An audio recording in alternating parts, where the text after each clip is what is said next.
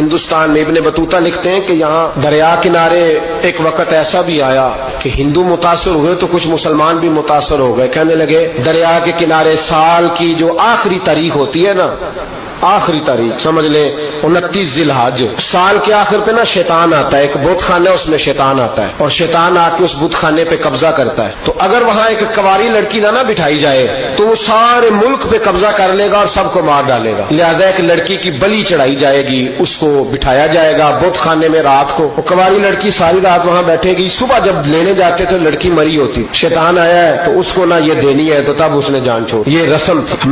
میں اکثر کہتا ہوں ہمارے تو جو دروازے پہ بھیک لینے آتا ہے وہ بھی قسمت کا حال بتاتا ہے. جس کی اپنی قسمت خراب ہے کہ مانگتا پھر اپنی قسمت کا یہ حال ہے کہ در در کا بھکاری ہے، قسمت کی حال بتاتا ہے. اور کئی دفعہ سونا بھی ڈبل کر دیتے ہیں. وہ پتہ تب چلتا ہے جب سنگل بھی غائب ہو جاتا ہے. تو خدا کا خوف کریں. یہ قسمت کا حال بتائے گا جو روٹیاں مانگتا ہے.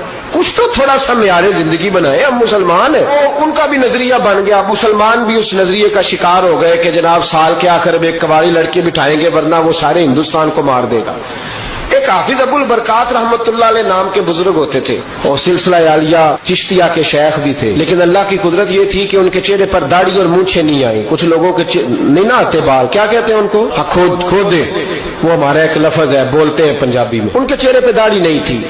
وہ بھی کبھی کبھی اس رستے گزرا کرتے تھے تو قریب ہی ایک بوڑھی اماں کا مکان تھا. تو اماں بڑی مہمان نواز تھی. اس نے دروازے پہ اگر تھے بیوہ عورت تھی، ایک کی اس کی بیٹی تھی. دروازے پر اس نے مہمان خانہ بنایا ہوا تھا، آنے جانے والے کو کھانا کھلاتی، چائے پہ شوق تھا اس کا. وہ حافظ صاحب دن کے وقت وہاں آئے. اماں بڑا رو رہی تھی، کھانا بھی نہ ملا، چائے بھی نہ ملی. تو کہنے لگے میں تو اس رستے اس لیے آیا تھا کہ یہاں ٹھہروں گا. مہمان نوازی یہاں اچھی ہوتی ہے، ہوٹل تو ہوتے نہیں تھے تو مہمانوں کو مہمان خانوں میں ٹھہرنا پڑتا تھا. تو اماں کدھر ہے؟ تو کہا اماں بڑی پریشان ہے. حافظ جی نے کوشش کی، نیک آدمی تھے، کہ اماں سے ملاقات ہو جائے. حافظ جی کا کمال یہ تھا کہ حافظ اتنے پکے تھے کہ ایک جگہ بیٹھ کر قرآن پاک شروع کرتے تھے اور وہی سارا ختم بھی کر دیا کرتے. اتنی پکی منزل کے حافظ تھے. تو حافظ ابو البرکات صاحب وہاں بیٹھے. وہ اماں کوئی بزرگ تھے حافظ صاحب، وہ اماں سے کسی طریقے ملاقات کی تو اماں ملتے ہی رونے لگی چیخے مار کے. اماں کیا ہوا؟ کہنے لگی حافظ جی ایک کی بیٹی ہے، خاوند فوت ہو گیا تو میں نے نکاح نہیں کیا، ایک بیٹی کے نام ساری زندگی کر دی.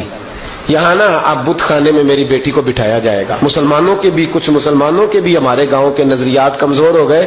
یہاں بچی کو بٹھایا جائے گا اور سویرے وہ مر جائے گی میری بیٹی. قرآن اندازی ہوئی ہے تو میری بیٹی کا نام نکل آیا. اب بیٹی کو جانا ہی پڑے گا. یہ ہمارے ان کچھ علاقوں کا طریقہ ہے. حافظ جی کہنے لگے اماں تو اس طرح کر، میں لوگوں کو سمجھاتا ہوں کہ یہ غلط ہے، شریعت اس کو پسند نہیں کرتی، تو میرے ساتھ. انہوں نے کہا یہ لوگ نہیں مانیں گے.